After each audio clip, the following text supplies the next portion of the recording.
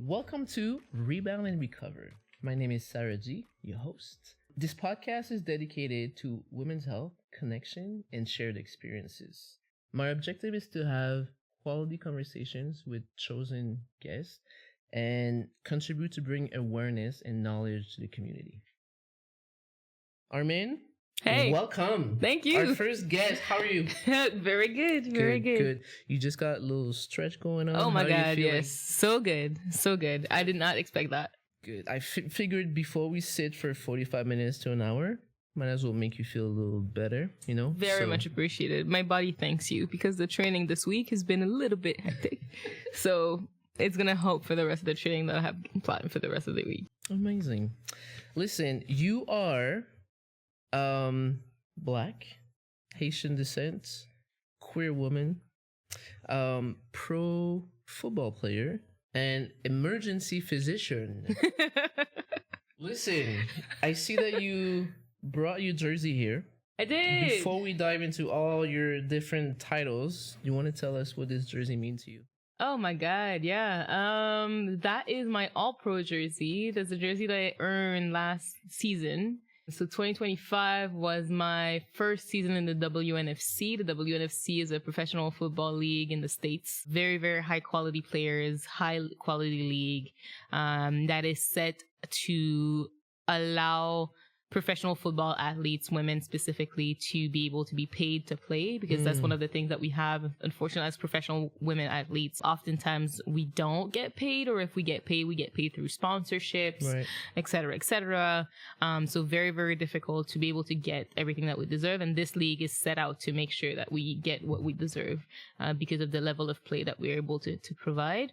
I've played football for a few years, and then that was my first year though in this pro league. So that to me meant a lot. And the way it's set out during the season, obviously we have stats and whatnot. And at the end of the season, I was lucky enough to be selected on the first team All-Pro. Thank you so much. Thank you so much. So first team All-Pro means that you're part of the top 100 players in the league. Amazing. And then that jersey essentially came with that. So the game that we had, right? Very nice, very nice. So the game that we had, the All-Pro game, I was part of the purple team. And so we won also that game. So that was really, really good. Amazing. So that was amazing. But the main thing for me is really just that I got to be selected in my first season in that league in the top 100 players. So that to me felt really, really good. And just to make sure, this is in the United States, in not the in United- Canada. not We in don't have Canada. a league anymore. So that's the thing. It's a little bit difficult. There are leagues in Canada. It's just it's not as well developed. If you want to play in, they're not professional leagues yet. They're competitive leagues, high level, great athletes. Some of these athletes are also part of Team Canada.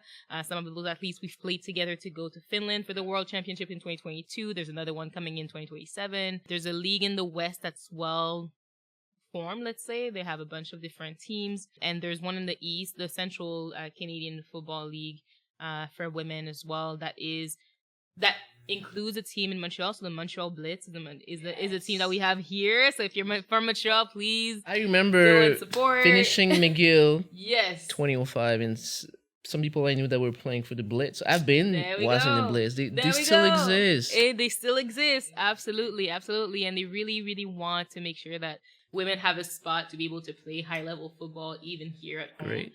But what's difficult is we don't have a lot of challenge because we don't have other teams to play against in the east of the country. So there are a few teams here and there. So we do have some teams that we get to play against. I think we've played against Toronto one year, Ottawa, Trois-Rivières, Quebec City. Okay. So there are teams, but it's difficult to keep the ball rolling from year to year. So for us, if we want to play at the higher level and we want to have something that's more solid, that's going to be long lasting, most of the players that want to be able to achieve that level of play will have to go elsewhere. Okay. So some players go to Europe. I went to the States. Amazing. Yeah. Well, we're glad to have you back for the off season. Thank you very much. Thank you for being here. You ready to dive in? Let's do it. Let's do it. We got a few heavy questions. Oh, God. All good questions though. Perfect. I love it. So in your own journey as a Black, queer, Haitian descent, emergency physician, and football player, what experience has most reshaped the way you understand and advocate for marginalized women women's physical and mental health needs? Big heavy question. Yes. Big heavy question to start. It's a bit of a difficult question to answer, but I'll do my very best to answer. To be honest, there are different things, right? So as you said, a lot of the labels that I've had my whole life have had an impact in how I navigate the world. I want to say. And in a way, I don't know if I can say there's one specific experience that makes it that it's reshaped completely how I view the world or how I approach my patients or whatever. But I want to say that experiences that I have every single day make a big difference, right? So in a way, there are a few things about my identity that I can't hide. The same way some of my patients or some of my teammates, like same thing. There are things that we can't hide about ourselves. I'm a woman. It's pretty... like you look at me and you kind of identify that from the get-go, making it that I'm also judged in my ability to perform or to be an emergency physician for some reason, because it's a field that is most often worked in by males, right? I guess we see more women physician, like family medicine. So that's right? Yeah. OBGYN, for example. So these are all specialties or branches of medicine where women will go in more often. For example, dermatology is another one. So yeah, obstetrics, gynecology, etc., etc. But emergency medicine is was at least usually more male-centered, and now is evolving towards a little bit more parity, but we're definitely not there yet. And so just in general, when you think of it as well in medicine, women were not allowed to be doctors not that long ago. Until what year? Do you know? I can't remember. I can't remember specifically. I'd have to look it up to make sure. But it's not that long ago that women were allowed to start to become doctors in a way that was recognized, because most of them had the knowledge and were able to do other things. Midwives came about as well because they had knowledge that was medicine-like, but really it is medicine in a way as well.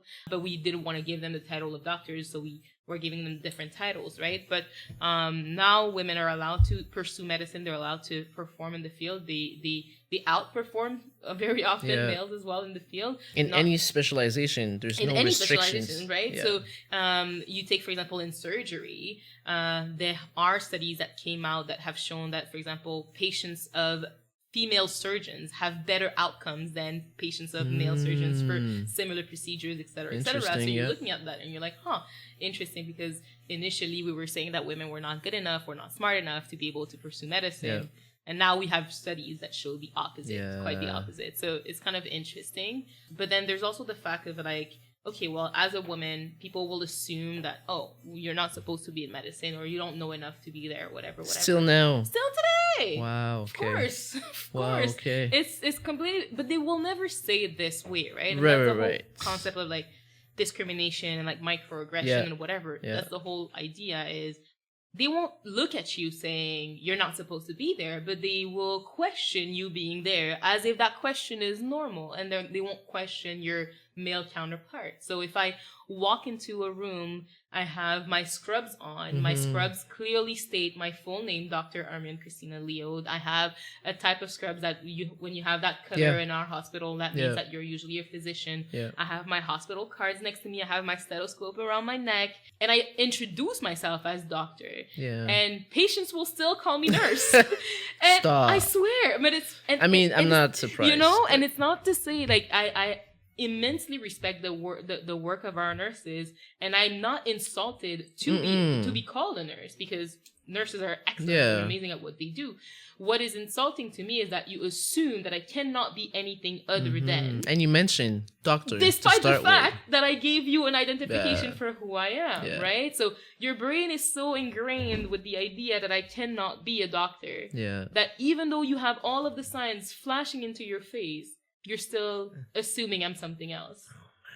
How does that make you feel, like when a patient does that? I know you guys give your best all the time anyway, but doesn't it like hurt a little bit, and you kind of want to answer back in a way, but you keep your cool because you're professional and you got to do a job, and just like in everyday life, right? Like microaggressions. So there we go. So just like in everyday life, and that's what I think makes a difference in terms of because I'm a woman, because I'm Black, because I'm all these things, I've been forever. I've been Black forever. Yeah. So people, because I'm Black, will also assume that I'm not supposed to be in certain spaces. I'll show up in a certain area of wherever, and they'll be like, are you even supposed to be here?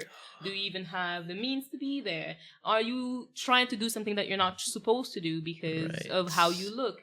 If I'm wearing a hoodie on any random Tuesday, like it's happened to me when I was not that young, where I was just coming out of work, I was just wearing a hoodie, I was trying to put some gas in my car, and they assumed that I was trying to, do some shady things. So they came at me like, are you gonna pay? And I'm like, well, of course. Like, what do you mean? Yeah. But okay, well, people will say, well, was that really about the fact that you're Black? Was that really because you look a certain way? Was that really because you were wearing a hoodie? Maybe they got stolen like not too long ago and they're being hyper vigilant. And it's like, sure. But no. There are layers, it's not fair, like microaggressions, just like racism, everything is on a spectrum. It's not like Black or white, like literally, in a sense that it's not just, okay, either you're going to be completely discriminated against and disrespected, or you're going to be, everything's going to be perfect in your life, it's going to be great. Yeah. You can have privilege, even as a Black woman, I have privilege in certain ways.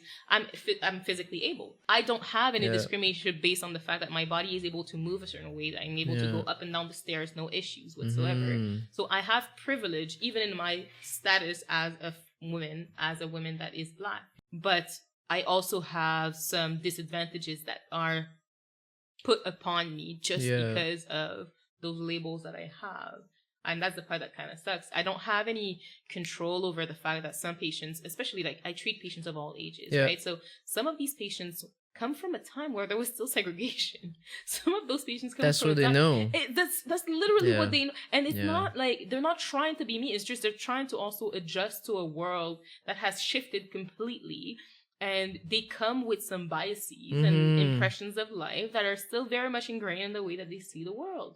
So if in their lives they've never seen a doctor that's a woman, they've never seen a doctor that's Black, let alone a Black woman, they are looking at me like I'm completely out of this world, like I'm an alien. They're like, what do you mean you're my doctor? Where is the real doctor?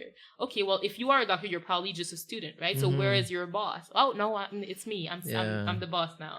So it's kind of interesting to have these encounters, and sometimes depending on how tired I am, I'll take it more personally and less personally. There are days where I'm just like, I find it almost, it's not funny, but it's just kind of like, okay, it's an opportunity to teach.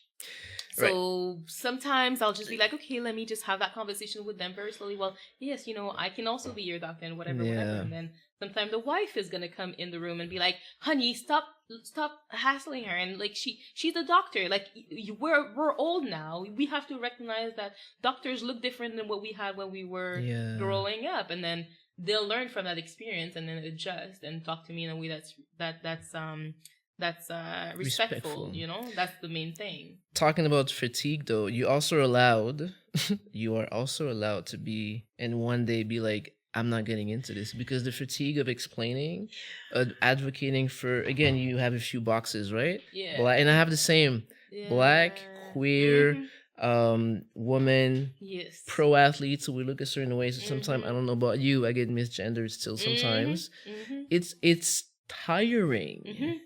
I wake up in the morning, I got to put on all my hats and kind of, play video games and try to avoid all the comments. Yep. Right? So when you get to work, you're trying to save a life, especially for you at the emergency, and you get all these, I won't call them attacks, but microaggressions and unpleasant conversations. Yeah. You're fatigued sometimes, but you need to deal with that. Yeah. And if you take time to teach on top of that, that's a lot. It's exhausting. That's a lot. It's exhausting. What is nice is when you get to an environment that knows you well, you get less and less of these microaggressions. Yeah. So I've been trained in a certain environment for about 5 years before I was an emergency physician that graduated. Okay. So during that time, your encounters are being repeated with people that have seen you over and over again across the years. So the nurses that you're working with, the coordinators, the clerks, the managers, administration, people that are doing, the janitors also, like everybody that's involved, they get to know you, they get to interact with you a certain way. Yeah. And what's amazing is over time, when they get to know you better, they also start to it's kind of crazy to say, but it's like they start to see you as an individual Yeah. and not just a bunch of stereotypes. Yeah. And so they also start treating you in a way that's very respectful. And Yeah. sometimes they become the advocates Well, for they have us, your back, of course. right? If They're they gonna hear be the ones that are going to be protecting you, advocating and protecting us. Yeah. And it's amazing to see sometimes. Like it's happened to me a few times that like I'll be having an interaction with a patient or whatever, and then the nurse would come in and be like, no, this isn't appropriate, blah, blah, blah. Yeah. And then have my back in that situation. I'm like, oh my God, that's amazing. Because now I don't have to be the one to carry the burden of explaining exactly as you said. That's important. Some days we're tired. It's never going to change the way I interact with my patients because independently of how you treat me, as long as I'm safe, I have no reason to change the way I interact with you. And also because it is important for me to treat you, because the whole point of me becoming a doctor was not for me to be able to reach a certain status. It's just because I love to take care of people, and I feel like I'm privileged enough to know enough medically wise to be able to change something in the course of the medical status of an individual, like their disease or whatever. I can figure out what's wrong. They come to me with a concern. They have a fear. And in that state, they're usually very vulnerable. So the whole point for me to be able to do what I do is that I'm able to treat them, provide them with care, provide them with an answer to their question. That's what I love. That's what I do. And even if you're being disrespectful, I'm still going to give you the answer. Yeah. If I have the energy, I'll probably give you the answer and also let you know, hey, a little bit of respect goes a long way. Yeah. And when I don't have the energy, I'm just going to give you the answers to what your medical issue is. And I'm going to go about my day. And I'm just going to go about my day and rant with my family, my loved ones. And I'll have a little like ranting session when I go back at night. All while respecting their privacy. I'll respect their privacy and the confidentiality. I don't say any names or any information that is identifiable, but you need to do that. We have to it's essential. And like we have to have a moment where we can just So talking about representation, we've touched on it a little bit. Given your roles in both medicine and sports as a professional athlete, so on the field, what challenges have you personally faced, and how have they informed the way you support patients and teammates? On the field? On the field and at the hospital. So a patient coming to you and you're aware of, representation and the fact that you might be the only Black doctor they've ever seen. Yeah. How does that shape or informs you to, how do you treat them maybe differently? No, for sure. I mean, the main thing I think is because I've myself been at times there on the receiving end of people being discriminatory or having an assumption of XYZ about myself, I could see that. I feel like I can see it easier in the patients that are in front of me. Okay. In the sense that it's very easy to dismiss people when you don't really pay attention to what they're saying, or you feel like you don't speak the same language, sometimes figuratively, but sometimes literally. Like we have patients that we have like language barriers with, that they are newcomers, they are newly immigrants, they come in with a difficulty to express themselves in the language that we use here, whether it's French or English, and they're having a hard time advocating for themselves because they're also in a system that's completely different from what they're used to. And especially in Emerge, what's difficult is we have to go so fast. We have to see so many patients. Like,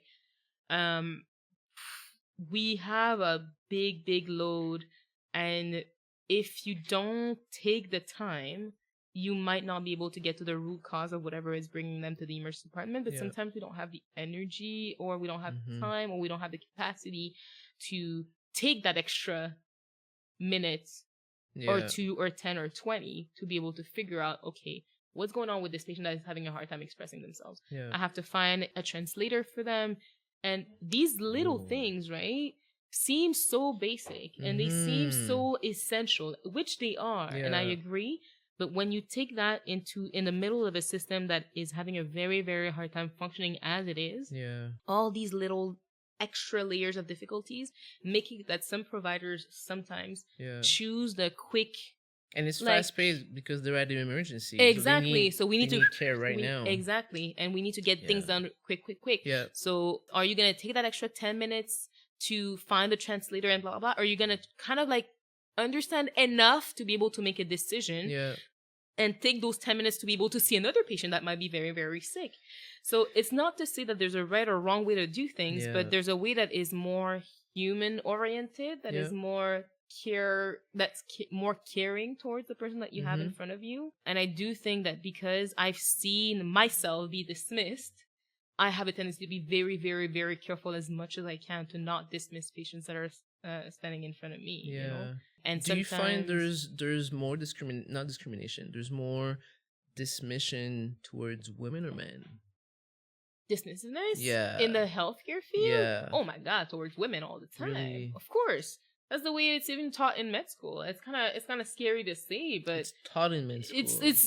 It's how do I say this? Or they make you aware of it? Like they don't. So now people are becoming more and more aware that this Yeah. is a thing, and you go through social media and you'll look at social media of like medical pages, and they're making jokes about how, okay, well, somebody comes in with like excruciating chest pain and they're sweating and they're looking like they're having a heart attack. Mhm. But then you'll see in the comments, people will make the joke because that's how it's also kind of taught. Is like, oh, well, if it's a woman, it's probably just anxiety, right? Oh, jeez. But the male will be automatically assumed to have something dangerous and bad that needs to be investigated. But women will be very, very often assumed to have something that's benign until they prove it's something that's bad. Yeah. So until their vital signs are becoming completely crazy, their Yeah. labs are returning completely crazy, or they have or they're literally like dying in front of you. Yeah. Now, okay, we're taking seriously what they're coming with. But oftentimes women will be dismissed, sent away, and they're going to have to come back to the emergency department or to the hospital or to see their healthcare provider again to be able to have access to care. And I'm not inventing these things, right? But I'm not giving I don't want to give information about patients. Yeah. So I'm giving stories that I've heard here and there, but like stories of like 20-year-old women who are complaining of headaches for months and months at a time. Their doctor would look at them and be like, hey, like, it's likely just stress, it's likely just anxiety, blah, blah, blah. Turns out they end up having a scan for another reason at some point in their life, and then boom, there was a mass, there was a tumor in that brain. And that comes from the fact that you're like, well, why would you assume? And some people will look at this and be like, well, maybe they didn't have enough bad symptoms for us to justify doing a scan in a 20-year-old. Okay, yeah, sure. But is there not maybe also a little bit of an implicit bias that doctor had to assume that this was likely just anxiety and there was nothing else to investigate, right? Yeah. And so that's the part that's sometimes difficult, especially in medicine, is like finding the right balance between, well, okay, some people will need investigations right away. Some people won't have enough symptoms for us to justify an investigation. Yeah. So sometimes that's how I explain it to my patients as well. I'm like, listen, my exam today is very reassuring. I don't see anything concerning, and I did a thorough investigation for what I thought you had today. But if you have any new symptoms, please advocate for yourself. Yeah. Come back with somebody. If you don't feel comfortable being in the healthcare system alone and navigating it alone, come with a friend, come with a family member that's going to be able to advocate for yourself as well. Because when you're not feeling good, you go to the emergency. Yeah. You forget things. Yes, of course. And then when you get frazzled when someone dismisses you, you kind of discouraged, and the next thing you know, you just want to leave because you're pissed off. Absolutely. But you can't, like, you should stay. Or like you said, bring someone. Or bring someone that with will you. Have a voice. But exactly. And it's so difficult, and it's so easy to say to people, like, just advocate for yourself. No, it's not that easy. It's not that simple. And I recognize this as well. So sometimes I know it can be discouraging, but sometimes it does take the second visit or the third visit to figure out what's wrong. And for us, especially in Emerge, that's something that we have in our minds is always a patient that's a returning patient. We have to do something more than the person that saw them last time. Yeah. Because if they're coming back with the same issue, there might be something that was missed, or there's something new that manifested itself in the interim that will give us an indication as to what's going on. But it's not always evident from the get-go. But it's difficult because you have to like advocate for yourself, and you have to hope to be faced with a provider that's going to want to listen to you in that way, you know, and that's going to give you the benefit of the doubt that something's actually wrong. Do you feel a big weight on your shoulder that you are right now representation for, you know, do you feel like, especially in Montreal, there's not many, I mean, I've been to the emergency a few times, but there's not many emergency doctors. Yeah. Women, black, queer, never mind, right? Let alone. All those three. No, for sure. I do So I have to admit, probably a little bit. I think there is a part of me that takes some of that weight on my shoulders as of right now. What's beautiful is that in the upcoming years, we're having more and more Black students that are entering medical school and that are going to graduate in the upcoming years. So you're going to start seeing, especially in Quebec, a lot more young Black doctors that are going to take over 2010s-ish. Okay. Not too long ago. Now, and when you think, for example, in Montreal specifically, I think we're like 7 or 8% Black people in Montreal specifically. Okay. So when you take 1.6% of the medical provider graduates versus 7% of the population, your providers are not representative of the population that they're serving, right? Especially if you take Montreal. So the whole goal in the last few years, especially after George Floyd and all of that, was to just readjust the balance. Just make sure that at least the proportion of Black doctors was a little bit more representative of the communities that they're serving. Yeah. And now you're seeing higher rates of admissions in med school for Black students because they changed one simple thing, is the people that are looking at the charts and looking at the files are diverse themselves. Right. That was my next question. It's not it's not a question of prorata. It's not a question of like, okay, we're going to keep some specific spots for Black students and we're going to give them a handout. No. We're just making sure that the people reviewing the files are just diverse. And just that has increased tremendously the amount of Black students that have been admitted. Less biases. Yeah. So when you see, for example, a young student that's applying to med school and on their resume, they have that they went and they did some community work at their church and their church is in Saint-Michel, or, they're helping with homeworks in the African Center for da-da-da-da-da-da. These are all telltale signs that this is a person that comes from a certain community, even though you don't see their names, you don't see their pictures. But veux pas, there are situations where these people could be discriminated against, and there was no way to prevent that. Now, when you put a diverse panel of people that are looking at these files, and all of a sudden you have a bunch of new Black students that are getting admitted, you're like, is it really a coincidence, right? So now you have cohorts that have 20 to 30 medical students that are Black in their ranks, and that's just hundreds and hundreds of more graduates that are coming in the upcoming years, and it's so beautiful to see. Like, I'm so happy now that I'm walking around in the hospital and I see a lot more Black students that are walking around the corridors, which I didn't have at all when I was in med school. I mean, it's wealth to have diversity into the health care system, because think about it. Montreal is very diverse. So when you go to the emergency, if you're typical Quebecois white, let's say you haven't traveled. Your friends, you have no diverse friends. You only have white Quebecois friends. Well, someone that comes in, she's Haitian, and she has whatever health issue. If you are Black, any type of Black, you will ask more questions to help solve and try to find what the issue is. If you're just not aware, you don't have any information or the knowledge, you won't ask these questions. So chances that you actually find what's wrong with the person is a bit less. Takes more time, takes a toll on the system.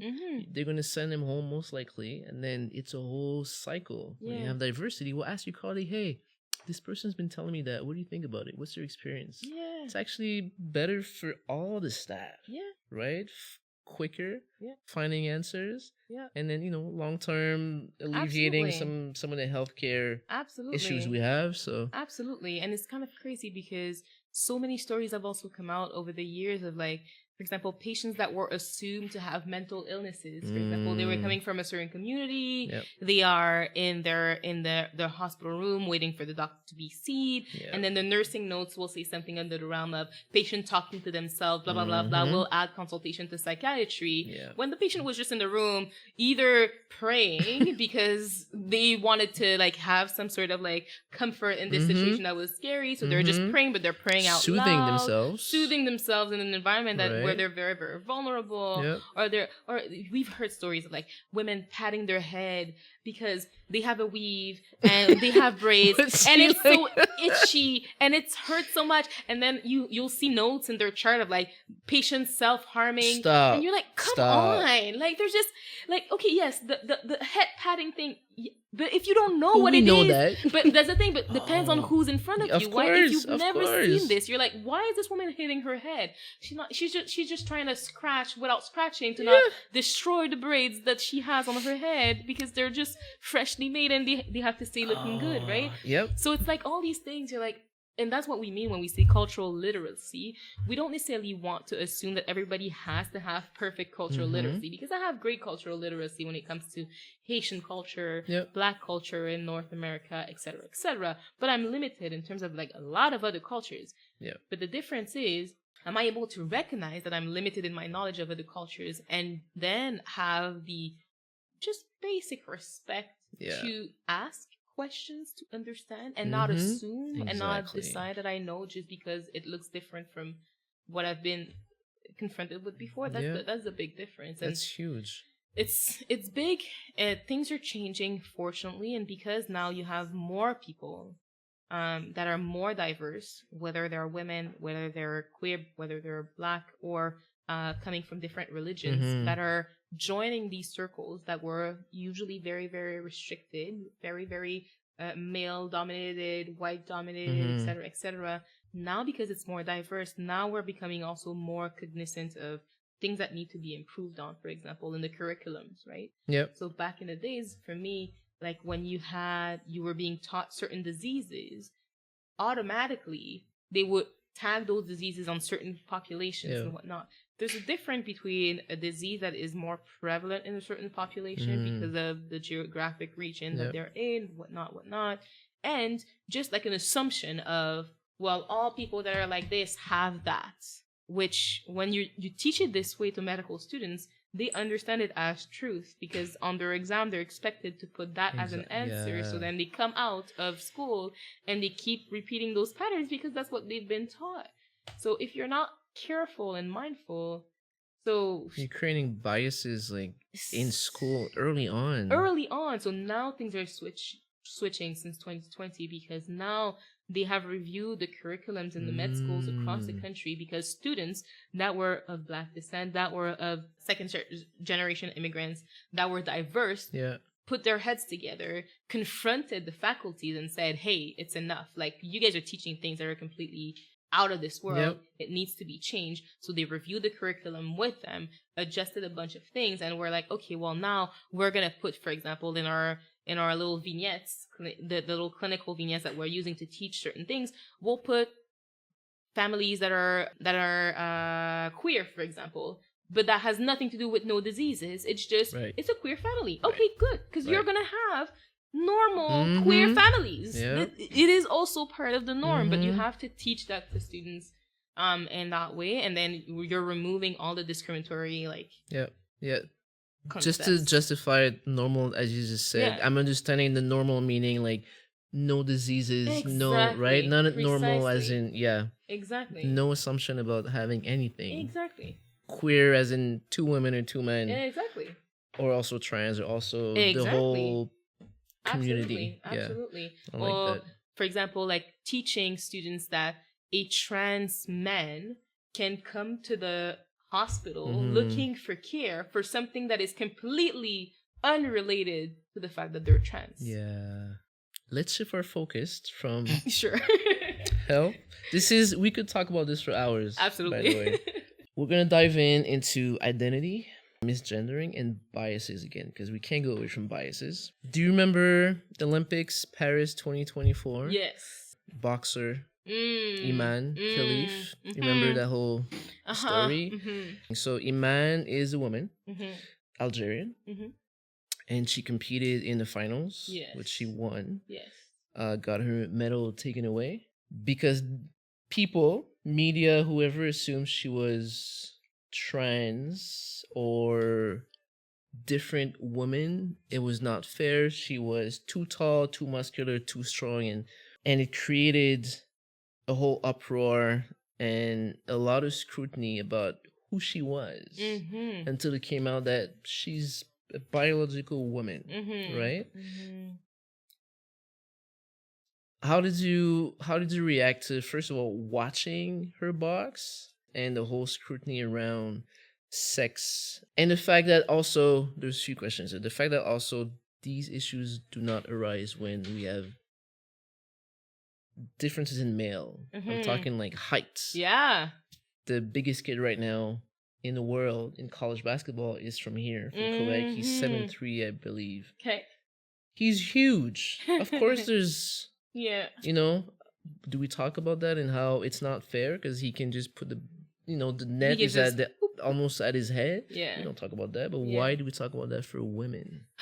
It is. There's a lot here. It goes so deep. It goes so deep, and it's a part that's it's so frustrating in itself because there are so many intricacies to why this whole conversation is an issue. Mm-hmm. And I love that we can talk about it for different reasons. I think on the one side, it is kind of ingrained with the trans identity in sports itself, which, although I don't find myself the best person to talk about it because I am not trans myself, so I cannot talk for these athletes, but you see how a woman who is biologically, technically a woman, has received the same amount of hate and discrimination and violence against her solely on the basis that people assume that she was trans. And people are okay with that concept that she was receiving all of this. Well, it's because we thought she was trans. Sorry, because you thinking she was trans justifies you behaving this way towards her. To me, it's completely crazy. It's completely nonsensical. So we're okay with violence towards trans people because, no, absolutely not. We should be outraged because the same way a woman was receiving this amount of backlash, a trans person never deserves to receive this amount of backlash. And there's a whole concept of like, okay, having a conversation of the place of trans athletes in sports in itself. And that's a conversation that could take hours in and of itself and should be had with people that are part of this reality. I feel like I haven't watched the news all that much recently, but I feel like all the conversations about trans athlete that I'm hearing, there are no trans athletes involved. But when we have them on, I understand maybe they don't want to talk about it. That's another subject. But I'm pretty sure there's a lot. I'm pretty sure there's a lot of trans athletes that would love to come to podcasts and would love to have those conversations out loud because it's about them. It's about their bodies. And it's not fair that people are being so comfortable having these conversations without them, right? And the same way, like, you're looking at the situation with Iman, it falls right back into how comfortable society has become, and especially now with the uprise of political views and values that are very, anyways, in my opinion, questionable. People are okay with a certain sense of women should look a certain way, behave a certain way, etc., etc. And the people that are most often being the victim of that mentality are women of color. Iman is a perfect example of that. She's a woman of color. What was so wrong about her? She was too strong. She was too tall. She was too muscular. Okay. We're at the Olympics. Right? And we're in the Olympics, right? You are trying to be as strong, as tall, as muscular as you can possibly be because the whole point of this is for you to win. And she was cleared by the OCC. And she was, and even then, you're like, people are looking at this, it's not fair. What do you mean it's not fair? The whole point is for her to be as strong as she can be. No, but when we look at, what is expected of a woman and how she should look, how she should behave, how she should, all of this is all to protect patriarchy, by the way. It's all to protect male being a certain dominance in the world and blah, blah, blah. And like women have to be inferior to, because if women are too strong, too loud, too da-da-da, this is becoming a threat to the order of things because male are supposed to be here and women are supposed to be there. And that is why, to answer your question from earlier, nobody cares if a man is too strong, too big, too tall, because that's the goal. And nobody really cares if a man is not strong enough because it's like, oh, well, poor thing, you're not strong enough. Work out more. Right? Do more. The only thing, though, is if you're too weak, now we're going to compare you to a woman. We're going to say, oh, my God, you're such a... But, like, again, is because we are okay and comfortable with the idea of like male being superior and then females being inferior. Mhm. And so any woman that kind of like threatens that order Yeah. is like, oh my God, it's a big problem. So I have a story about that when I was in high school, and so when I saw the clips and when I looked a bit at the comments online, and I was feeling for her, and it reminded me when I was in high school and I used to play ball. In high school, I had a fro, short hair, I was more athletic, and I used to be misgendered a lot to the point that I didn't go to the bathroom ever at school. Oh, wow. Because sometimes I would get in the bathroom and I get yelled by little girls that didn't know me. Hey, what are you doing in the women's bathroom? So I stopped going. It traumatized me. I stopped going my whole high school. Or I would navigate during the day when I was in class as a teacher. Can I go to the bathroom? And I would go quickly, making sure no one is in the bathroom, and go. That's crazy. Some part of that still affect me today. Obviously, she was on an international stage, way worse than what I've been through. But for the little thing that I've been through, and it's still happening sometimes, to not play to the max my potential because you don't want to stand out too much. I mean, I was also black in a small town, and misgendered. You're not gonna play to your full potential. The fact that she went through all that and won, for me, I was like, you go, girl. Honestly, yeah. Because it's a lot in the background to deal with. And I can't even, she can have all the support in the world. You go home at night and you're like... And we know as athletes, like we know how your performance depends on your mental health, on your mental status, on your psychological like well-being. For sure. And having to navigate all of this in the middle of one of the biggest competition of your life, it's completely crazy. Yeah. It's so messed up. Yeah, so it was huge, the fact that she won, and see, we don't hear about it anymore. No, of course. And that's the thing, right? It's like she's a woman of color. She was the victim of a lot of violence that was very violent during that time, right? Yeah. And the scrutiny is completely despicable. Like people will comment on how her jawline is too square. Like, what do you mean? Like, even if her jawline is square, okay, and so what beauty standards are you using to define what femininity is supposed to look like? Oh, once again, okay, we're talking about European traits and European descent, blah blah blah, and like you have to have, fair skin and blue eyes and blah blah blah. And the problem is, again, women of color will always be looked at as not being representative of that standard. They don't achieve that standard, and it allows them to be subject to violence of like, well, are you even a woman truly? And let me go and look into your pants to see if you are actually a woman. Do you know how crazy that is? That like, and it's so dangerous because now, if we accept that at that stage, at that level, that means that we're going to start accepting it as well in competitive stage of younger athletes as well. So the young girls that are going to go on the international stage to compete at a certain level, people are going to be comfortable being like, well, this young girl is too quick. She's broken a record and she's broken this, she's broken that. She's too strong. She can't be beat. She's won too many races. And now we're going to question whether or not she's a girl because she's taller than her peers and her skin is a certain way and her face looks a certain way and her she doesn't have boobs that have developed enough when she's like 15 years old. So maybe she's not an actual girl. She's a man. And so we're going to allow these girls to have judges, to bring them into washrooms, to look at their... Do you hear how crazy this is? It really is completely crazy. And we're okay with women's body being policed and being like scrutinized on the basis of we're trying to protect female sports. Well, time out. Or also like these people that comment because it's an opinion, they also don't get out of their house much. If you don't know that women can look all differently. So it's a lack of education, lack of knowledge, lack of exposing yourself to the world. Because if you go to a small town, you might get some comments like that from someone that stays in a small town and never goes out. But someone that's traveled, that's done many things, they will have seen a woman that doesn't look like someone they know, blue eyes, blonde hair, skinny, so it's a lot of lack of knowledge. It is, and it translates to so many things, right? It's once again, it's like a woman that is a woman of color that is strong in a sports like boxing, where the whole point is for you to knock out your opponent. The whole point is for you to be strong and to beat something out, beat somebody else, and make sure that they don't stand up afterwards. They knock out. That's the whole point. Like, that's the whole point of the sport. Because you're too good at that. Now you're being deemed as being too aggressive.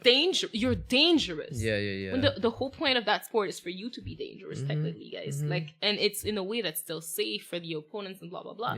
But like, she is not, to my knowledge, at least not during the Olympics, she has not caused harm to her opponents beyond what is expected of a boxer boxing somebody, right? It's just like, no one died. It's the same. It's what she was supposed to do. So once again, it's like, oh, we're okay with like pointing fingers at her because she's too strong and too good at doing exactly what she's supposed to do.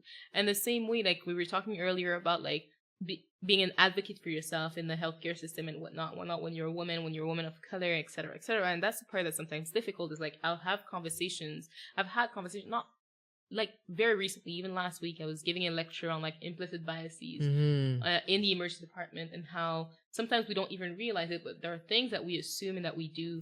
Even me, like we all do, all of us, for sure. We do. In the way that we interact with patients, that we have to kind of readjust. And I was just talking about the fact that like race is a social construct and all these things, and like I had a gentleman looking at me very, very seriously and be like, no, race is not a social construct. And I'm like, I really have to go back to the basics of like race being a social construct. Now we have to go. Ethnicity is one thing, geographical origin is another, genetics is another, but race itself, the whole concept of like you're black or you're white, is based on what you're able to see, the color of my skin. So how dark is dark enough for you to be black? Okay, but if you're white and you get tanned, and you're not. Okay, but if you're from India or you're from South America, but you're dark skin toned, are you black or you're not? Even in the same family. It's right. Go to Barbados, there's some dark. I'm taking one country. There you go. In the same family, you have different tones. Exactly. So. Yet we don't have a good medical or biological explanation for the difference in races. There's none. Like the DNA is essentially the same across races. So across what we call races in terms of like the social construct or whatever. But one thing that is for sure, the discrimination that comes with the perceived race of individuals, that thing is there across the board, and it's there across the fields. In sports with Iman, or in the medical field. You'll have the same woman show up to the emergency department or to the hospital demanding care, demanding to be taken seriously, demanding to have investigations done. And one of them is going to be taken as she's just advocating for herself. And the other one is going to be labeled as being aggressive, being problematic, will be escorted out of the hospital. For the same exact... The video that went viral this week or last week about a woman in Texas, black woman in Texas, about to pop, about to have a baby. We've all seen that. She is screaming like this scream that you know there's something. She's about to have a baby, and she's in the waiting area with the nurse, and you hear the nurse ask her questions like she just cut her finger or something. She's going slowly. The woman is on the chair. Completely dismissive of her pain, completely dismissive of her reality, completely disconnected from the fact that there's a human suffering in front of her. Just her and scream. That nurse is just kind of like, so remind me you're like whatever, Why asking about here? the number, her number of this, her number of that, remind me the date of this. Woman, like, when are you due? Like, she told you she was supposed to deliver like already. Like, she's having this baby right now in front of, and it's her third pregnancy. Anybody in the healthcare field knows that past your first, things can go very fast. If it's your third baby, this baby is going to come out in a second, in an instant. So a woman in that state is about to, and I think the video showed that like she actually delivered 12 minutes later. Like, this is completely crazy. And you know what hurt me the most about this whole video is the family member that was with her, I believe was her mom, or I'm not too sure. She had somebody there with her. You know how we said earlier, you want to have somebody there to advocate for you as well. So one thing that hurt me the most about this video is how calm that family member was. If you remember in the video, she is speaking slowly. She is having a low voice, yet she is advocating for her family member, saying, do you speak to all of your patients like this? Y'all treat all your patients like this or just the Black ones? Her due date is the 10th. She got 3 pregnancies, 2 babies at home.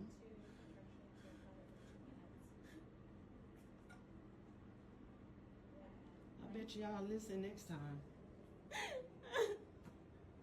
When you found out you was delivering at this hospital, your ass should have changed doctors. If she was not Black, would you treat her the way that you're treating her currently? And she's talking to her as if, like, the calmest voice. But you know, because we've been there before, inside, she is boiling. Of course. Inside, she is screaming. Inside, she is tearing the place down, but she cannot. She has because to. She might not take her. Exactly. She might dismiss her fully. She is exactly. Yes. If she shows any sign of emotional response to this completely horrific response to her family member being in pain, this racist encounter, if she truly reacts in a way that's emotional, even if it's just a little bit, both of them will be thrown out of the hospital in an instant. Both of them will be deemed as, well, you are behaving in a way, you are being disrespectful, you are so we have to hold ourselves up to an even higher standard and rise above even the moments where where our health and our lives are being threatened. Her life is being threatened. She's giving birth. Giving birth is not a simple procedure. And the life of her kid too. And the life of the child too, right? It's 2 lives. It's 2 people, and we know Black women are 3 to 4 times more likely to die during childbirth. People will say, "Oh, it's because of their health situation." Beyond, even if you take into account the same level of medical risk or past medical history and whatnot, women of color are still at higher risk. Asian women is 2 times as likely in a study from the UK. Black women in the States and in Canada 3 to 4 times, and even in Canada our numbers are not even that right, because we don't really keep track of those numbers because we don't want to know. So you're looking at that and you're thinking people are putting their lives are at risk. They are being threatened. They are living with discrimination that is so violent that could result in their death. And they are still expected to behave in a way that is calm, that is polite, that is acceptable. Because if they don't, then there's a justification for them being treated poorly, right? Always. It's crazy. It's sickening. It's really absolutely sickening. And then we look at this and we're like, oh, do I even want to have a kid now? Do I even want to take that chance now? And I'm saying this, and I'm a doctor. Like, see how crazy it is. And I know that the fact that I'm a doctor is protective. So I know that I have a privilege in that way. I know the healthcare system, so I know how to navigate it. So I know connected now. Right? So even better. So and I have connections and I have a certain status. So I know I'm protected and privileged that way, but it's crazy to me that this is something that exists, like that. It's we're still in 2025. And it happens often, and not just in the States. We mentioned Texas, but it happens everywhere. It happens here. Yeah.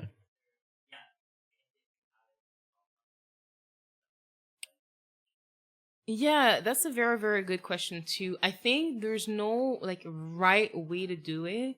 I think just being humble enough to recognize that I don't know everything makes a big difference. So I question everything. And then sometimes it will make me a little bit slower, but it also makes it that at least I take an extra second to question this or that.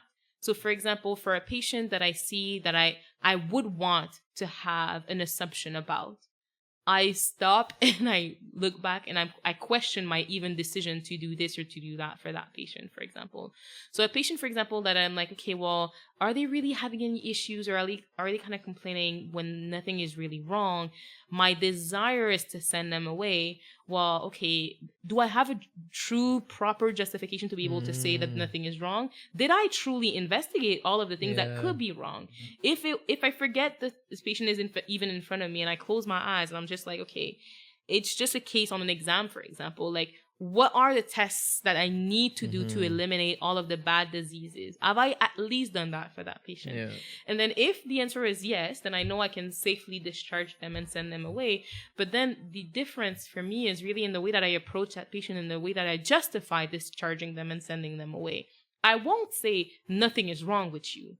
What I'll say is, I've tested for this today. And as of today, the good news is I didn't find anything concerning to justify doing more investigation or keeping you in the hospital any longer. But it doesn't mean that nothing is wrong. It just means that I haven't found anything dangerous today. So if you have any new symptoms, if you have something that are worsening, if things are not improving on their own, please come back. Come back to the emergency department, because maybe over time we'll find a new hint that's going to help us know actually what is going on. And that's the difference, is that I try to give the power back to the patients by teaching them that way, instead of just taking it upon me that I know everything and everything is fine and just go away, you know? Because patients will believe you. If you're a doctor and we have a power and we have to be responsible with the way that we use it as well when we interact with the patients. If I tell you you're fine, nothing is wrong, you're going to take my word for it and just go away. But sometimes I don't know that everything is fine. I know that some things are fine and some things we don't know yet. So like, I also have to teach the patients how to manage their own health. And that's the part that's like sometimes not being taught that well to students. And we're never taught that, like, to manage their own, you know, to ask questions. That's not something. And the healthcare system, like, especially like, you'll take providers that don't like to be questioned. They don't like having patients in front of them being like, no, but, because it's exhausting, it's taking time. And then they're like, why are you coming to see me for advice if you won't take my word for it? Well, yes and no. Like, of course, patients have to learn how to listen to what the doctors are saying and blah, blah, blah. But doctors have to also shut up and just like listen to what the patients are saying and recognize that the patient in front of them are the specialists and the experts of their own health. And sometimes they're freaking out too, so they will, you know, you need to just reassure them and tell them, I'm here for you. Exactly. I'm here to help you. Exactly. And I'll happily like reassure the patients. And sometimes it's true. Sometimes it can be exhausting because the patients are very, very anxious. Yeah. They do take a lot of energy to be able to reassure them. Sometimes with things that they don't even fully understand themselves, but they went on Google and they went on ChatGPT and then, and you're like, shoot, now I have to have a debate with ChatGPT in the middle of this medical encounter. And I'm like, that was not my plan for today. Harmine. Hello. It's been a pleasure. Yes. Listen, I didn't know where it was going to go, but because we met before and we spoke for 4 hours the first time we met, I knew it was going to be great. This was amazing. Thank you so much. Yeah. I want to ask you, where and when can we watch you play? That's a very good question. So the fun part is, I am currently as of today at least, I'm a free agent in the WNFC. Okay. So I played last season for Jersey Shore football, but I am now free agency. So I am in conversation with different teams. So I don't know yet where I'm going to end up for my pro season 2026. So we'll see in a few weeks where I end up after some conversations with different teams. But I will most likely be playing in the WNFC in one of the 16 teams that there is this year. And so we'll see. The games for the WNFC are on Victory Plus. Okay. So that's a free app. So people can watch it whenever they like. So that's very easy. So we can put that on our channel. Absolutely. Yeah. In terms of like where I land, if anybody wants to like follow me on social media, you can find me on social media. We'll add that as well. Yes, of course. Definitely feel free to add me on social media. Like my name is Harmine, Harmine, and then RL, which is my last name essentially. She's not an so- Instagram doctor. Don't ask her I all am not kinds of an. questions. Oh, please don't. Yes, thank you so Don't much do for that. saying that. That's I am not not. cute. You're gonna see my Instagram. You're not even gonna see I'm Nope. a doctor on there because I don't really advertise it that much. But definitely if you want to follow me, like talk about life whatsoever. If you want to sponsor me, that would be great. That would 'cause- be great. I'm a sponsor. Yes, and thank you so much. We are collaborating. Thank you. I will be Yes. stretching and taking care of her recovery because Harmine does not recover well enough. Another story for Yeah, another time. Yeah, that's a problem. But yes, I'm a proud sponsor. Yes, This is new. yes, If yes, anyone out there wants to sponsor an athlete, pro athlete, That would be great. That would be amazing. Please, Do it. please, slide in my DMs. Come talk to me. Let's have a conversation. That would be great. thank you. Thank you so much. It was awesome.